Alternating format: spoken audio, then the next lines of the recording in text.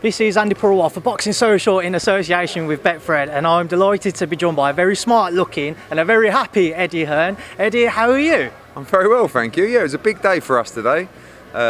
Me, the business, our team, that's why I dressed up smart today for a big day. And now obviously down here for the media workout, the business of the major news today out the way, and now we focus on what will be a historic event on Saturday night. Nervous, excited, huge fight, can't wait, and going to see them up close tonight. For those who haven't seen that major news today, Eddie, do you want to just fill everybody in on that career-long promotional deal you and yourself, Matchroom, have signed with Anthony Joshua? Yeah, we signed our fourth and final promotional contract today. A deal that will see AJ fight with us for the rest of his career.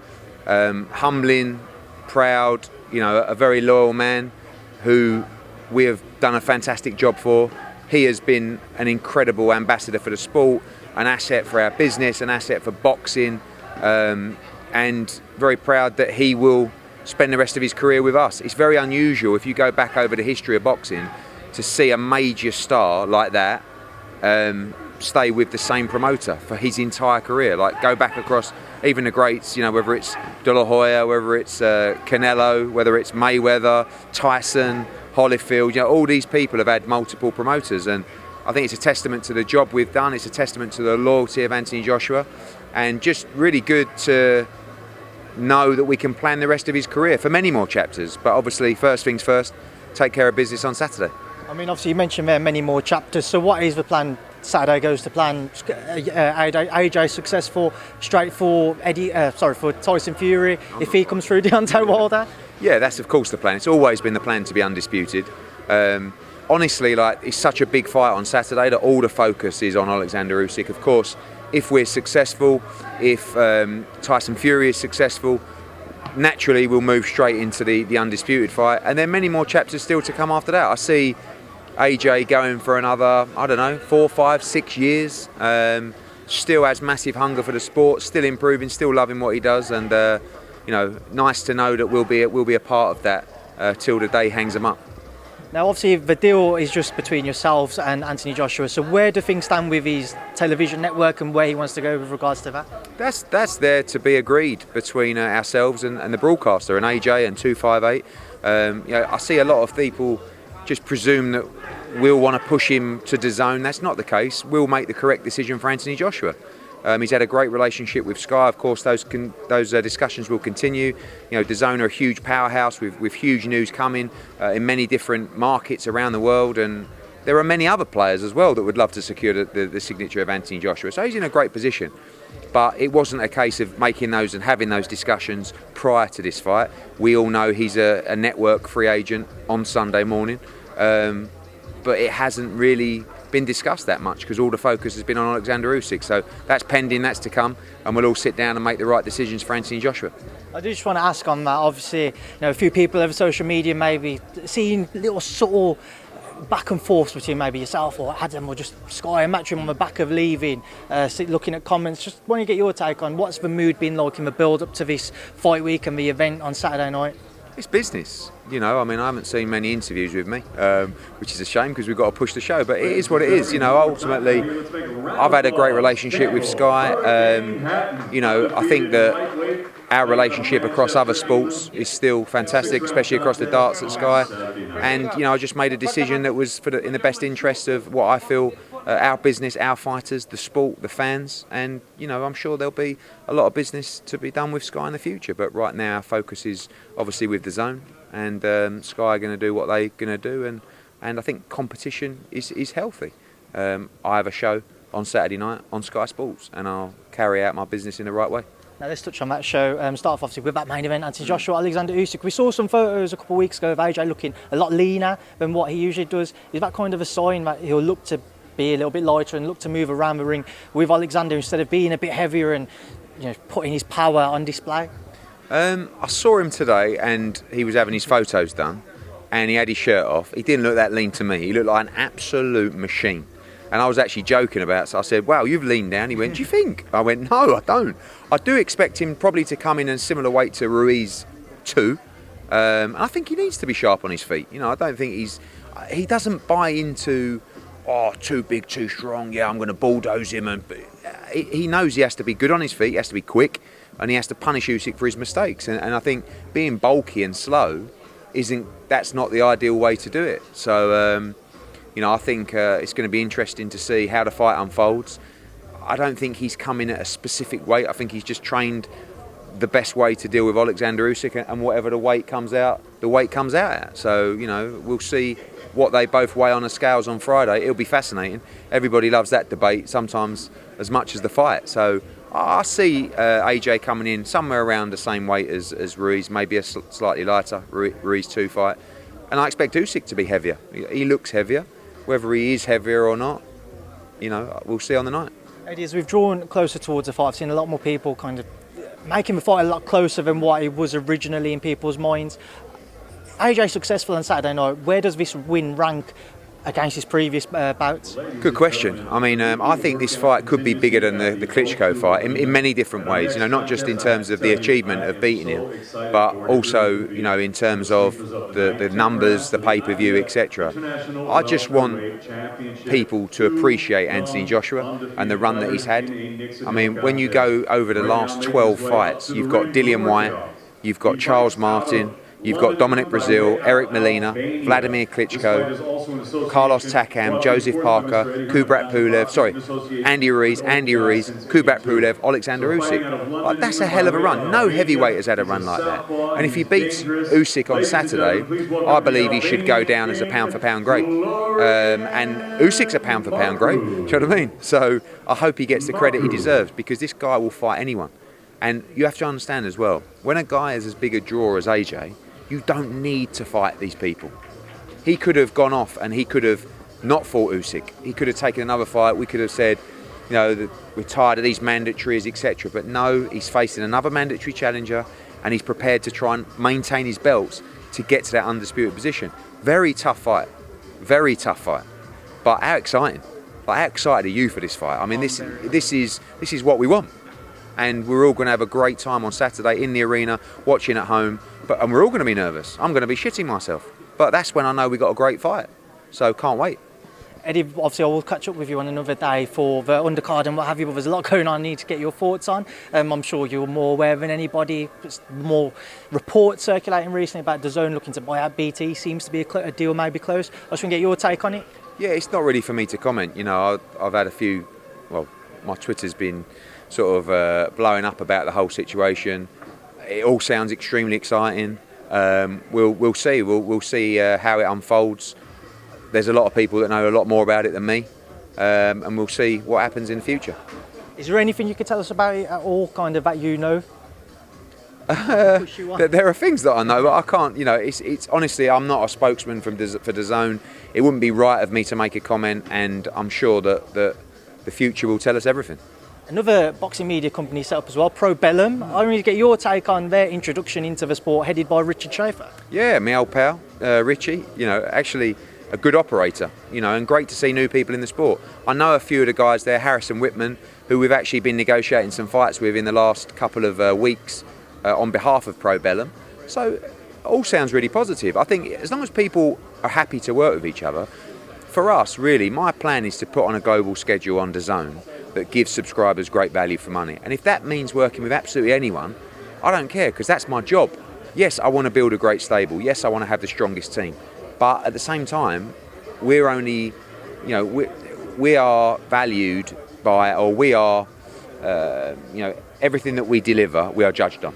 So we want to deliver the best content, the best fights. And if that means working with Probellum, working with Top Rank, working with Queensberry, it doesn't matter. But it sounds like they talk a good game. And the early signs are they want to do a lot of business with people. So we've showed in the past that's not a problem. So yeah, we'll see how it unfolds. White Wallin, October 30th. Yes. We haven't had a chance to catch up since that announcement either, Ed. Where did Otto Wallin come from? Because he wasn't a name which was originally kind of being touted about. I'll be honest with you, I didn't expect Dillian Whyte to necessarily take that fight. We had probably three options. One was Jermaine Franklin, who was actually the front runner for a while. We were going to do that fight in America. You know, he's 19-0, good heavyweight, no real name value yet in the UK. And when we decided to flip to the UK, that kind of changed a little bit. Then we went to Chris Arreola. Good fight, you know, good, exciting fight, good name value after the defeat to Ruiz. A bit of criticism because he's got a lot of defeats on his record. And then he went quiet. And Dimitri Salita, I know, has been looking for a big opportunity for Otto Wallin since the Tyson Fury fight. And he's beat Kaufman and he's beat Brazil, but they're willing to fight anybody. So I put it to Dillian Whyte and he said, that's a great fight. Let's do it. I didn't expect it. You know, 7 weeks out, southpaw, all these difficult things. And, you know, Otto Wallin came on the blind side. I mean, I was quick to criticise the Tyson Fury fight because I'd never, outside of him sparring rounds with Anthony Joshua, he'd never boxed anyone, he'd never beaten anyone. Tyson Fury just beat Deontay Wilder and he's fighting this unknown Swede. And then he puts in a great performance. The fight should have been stopped, really. Should have won the fight. But Tyson came through with a terrible cut. He beat Kaufman, he beat Brazil, and he's rightly there in the top 15 in the world. So I think it's a really tough fight with the style, the southpaw stance, but Dillian's Dillian. And, you know, the plan was to take a little bit of an easier fight after Povetkin, but that kind of span backwards. Babbage Brown has been announced for that undercard. A lot of people just expect to see Alan Babbage be successful early in that fight, especially given Lucas Brown's last bout against Paul Gallen. What's your take? There's certainly been a few critiques for that fight. I was quite surprised with the critiques. I mean, you know, Alan Babbage is 8-0. His best win is arguably Mark Bennett, right? Maybe Sean Del Winters, who came in about 14 stone for that fight. Lucas Brown is 19 stone. He got hit on the back of the head against Paul Gallen. Got stopped. He's definitely past his best, but he's still fighting really a heavyweight novice in Alan Babbage. I think it's a good fight. So, seen a bit of criticism, seen a lot of people talking about it, which is always good. We're going to be banged out at the O2. We go on general sale tomorrow, Wednesday. It's going to be a great night, and lots more to be announced for that card. Obviously, Chantel Cameron fighting Mary McGee for the WBC, IBF and Ring Magazine Championship. 3 or 4 more big fights to announce on that card, and it's going to be a big night. Mikey Garcia, Sandor Martin announced again a surprise one, not one which I think many were hoping for. How did you end up with that? So Mikey Garcia wanted to fight for Matchroom again. We're talking about the Regis Prograis fight. There was an opportunity to do a show, I think 5-6 weeks notice in Fresno. We looked at the division. I looked at the light welterweight division. I saw a guy that was in every top 15 in the governing body, who was promoted by us, who's a big star in Spain on DAZN. I thought, let's give him a shot, quite frankly. Said to Mikey Garcia, I've got a southpaw here, European champion, good fighter. And he said, yeah, let's go. So I think, you know, warm-up fight's a bit hard on Sandor Martin, but Sandor Martin will come to win. I'm not sure he's going to win, but I tell you what, it's an opportunity of a lifetime for him. Mikey Garcia has been out of the ring for, I think, 19 months or something like that. So, you know, it's a very important fight for him, and hopefully we make the Regis Prograis fight after. I was going to ask what happened with the Regis Prograis talks, because that was a fight which had a lot of people excited if it could have been agreed. Yeah, I think it can be. A mixture of timing, money, just generally. We had a slot for October. It was about 4.5-5 weeks away, and we went with that fight. But the plan is to get Mikey this run-out fight and then put him in a massive fight, hopefully against Regis Prograis, because that's definitely a fight I'd like to see. Khan Brook Eddie, where do things currently stand with that? I don't know. I haven't been talking about that fight. I know that Amir's got a few options on the table. I don't see that fight happening this year for us. Anyway, I'm sure another broadcaster may take it, but you know, we're pretty much. We've got Chisora Parker December 18. We're pretty much. We've got about another 2 or 3 shows to announce for November and December, and then we're locked in. So yeah, I'm not sure what Amir will do next and who he'll fight, but certainly in camp now and looking to fight this year. I mean, Chisora Parker is going against the Josh Taylor, Jack Catterall card. Eddie, just want to get your take as to why you decided on that night. Mainly venue. Like at the moment, with coming through COVID, everyone's securing venues. We need an 18,000 seater for that fight, and also with the undercard that you'll see shortly. And December 18th was the only date. So Josh Taylor's a good fight. It's not a mega fight, but you know, a lot of people want to watch the heavyweights, and we went for December 18th. Eddie, just a couple more from me. Holyfield Belfort happened a couple of weeks ago. I just want to get your take on seeing what was a sad first round stoppage defeat for a great of a sport. Yeah, it was disgusting, really. You know, and I said this earlier, like you have to. Triller aren't there to protect the sport. Triller aren't lovers of the sport. Ryan Kavanagh will be the first to admit he's not a boxing man, but that was lower than low, you know. And it's just, I don't even blame Triller really, because they're just trying to, you know, produce a freak show. I blame the commission. Like, what commission would possibly allow Evander Holyfield to fight? But then, as well as the commission, you have to look at the people around him, like the ones taking the percentages, who have been doing it his whole career. Like, the fact that he's fighting now like this is because people did it his whole career, and people, you know, probably abused his career in many ways. Like, who can be part of that camp and really care about him to allow him to do that? And I saw Ryan Kavanagh said yesterday, yeah, I'm looking to put him out again maybe at the end of the year. Like, when's it going to stop? The other stuff, listen, like the YouTube stuff, people that are training, people that are fresh, Hay against Fournier, whatever, like, it is what it is. But not a legend like that who is putting himself, his health in danger by people goading him to fight, really. So, disappointing. Hope we don't see it again. We will. But the commissions have got to stand up and just say no. Obviously, you mentioned YouTubers. Obviously, I saw you're in talks with Jake Paul about trying to make Amanda Serrano versus Katie Taylor. What's it like trying to deal with Jake on the negotiation table? Great. I mean, you know, I spoke to his team and now Amanda's team, and they're sensible people. Like, Jake, say what you want about Jake Paul, very smart guy, you know, and actually he's doing well. I think part of him would like to create a bit of a legacy by making a mega fight like that. Like, he could actually come out there and say, I helped made the biggest fight in women's boxing history at Madison Square Garden. I am changing the face of the sport. And I'd love to have him involved, because what a great co-promoter. You know, I could just have a sleep and let him crack on. So yeah, a long way to go. I think everybody wants the fight. Everybody wants a load of money, but it is, you know, a tremendous fight, and one that we should all see. Right, Eddie, final thing. It's Wednesday. You've had a good day. Why should everybody tune in on Saturday? Oh, mate, you know what, Andy? I feel unbelievable. I mean, you're probably looking at this going, how well does Eddie Hearn look at the moment?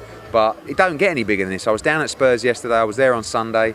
This stadium is unbelievable. This is going to be a tremendous fight. One of the biggest fights in British boxing history. Our guy, AJ, flying the flag for Britain to defeat the undisputed cruiserweight world champion in another unbelievable fight for his CV. This guy is fighting everybody. It's going to be a massive occasion. Big undercard. Don't forget Lawrence Okoli defending his world title on the card. Callum Smith returning at £175. Florian Marku against Prodan. Brilliant fight. Campbell Hatton, plenty more as well. And this is what we live for. You will be there on Saturday night. It's been a long time since we've had a crowd like this. I know we had 20,000 in Leeds the other week, but this is going to be nearly 70,000, an atmosphere you won't forget. Wherever you are in the world, tune in and do not miss it. Eddie, it's been a pleasure as always. Thank you. Cheers, mate.